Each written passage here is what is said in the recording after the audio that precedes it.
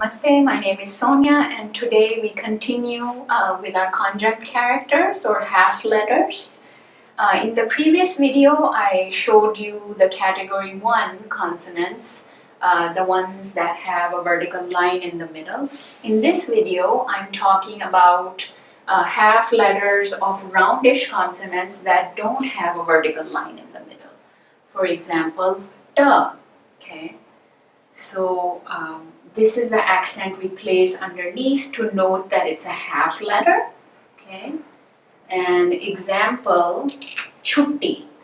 Okay. So you see in the printed form, some fonts will show you the accent, showing you that it's a half letter, and others will stack it. Okay. So that also means one t is half, the other one is full. Chutti. Okay. Next we have tha. Okay. Tha is not very common. Okay.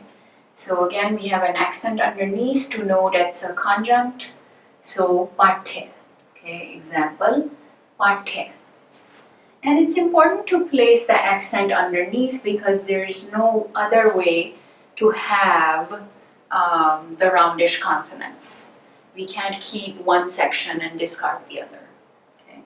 So we have da next. This is how we note that it's a conjunct. Example, laddu. Okay.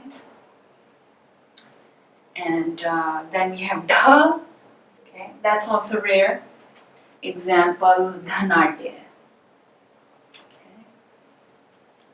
Then we have da. This is the conjunct form. Example, gadda.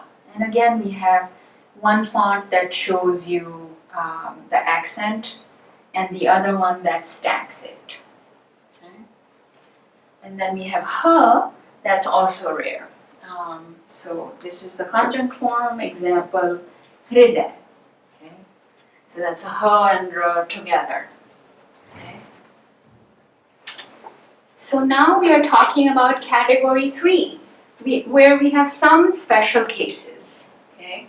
So we have the Sanskrit consonants that are already having conjuncts in them. So here I've shown some examples, like we have shra.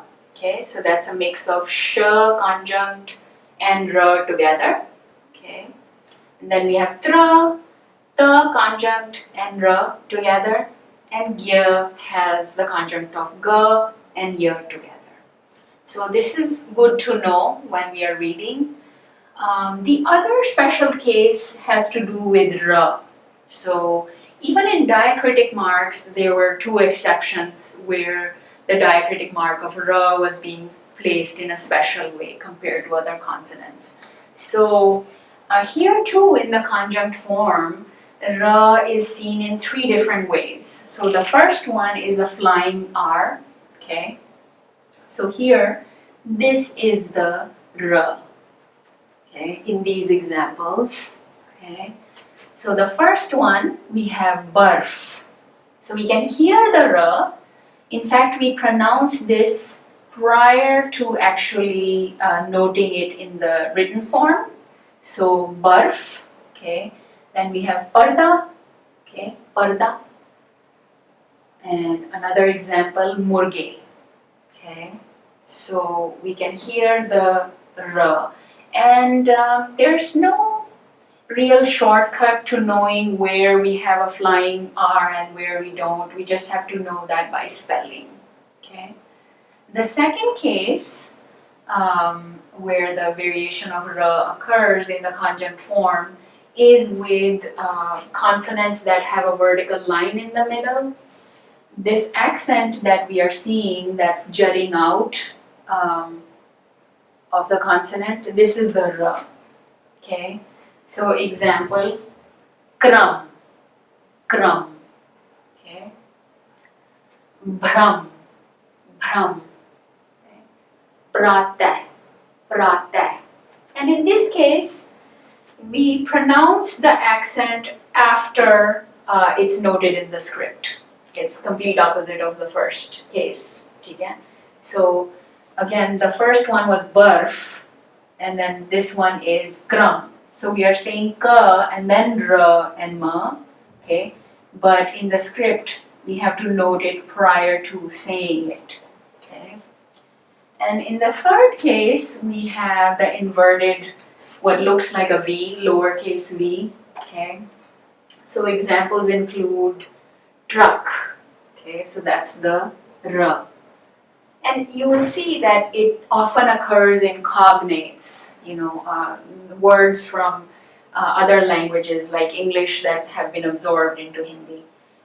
Truck, dress, okay, and another originally Hindi word, rashtriya. Okay, so that's the ra that we are seeing. And we'll just have to memorize the spelling to know which of the ra's are occurring in which word.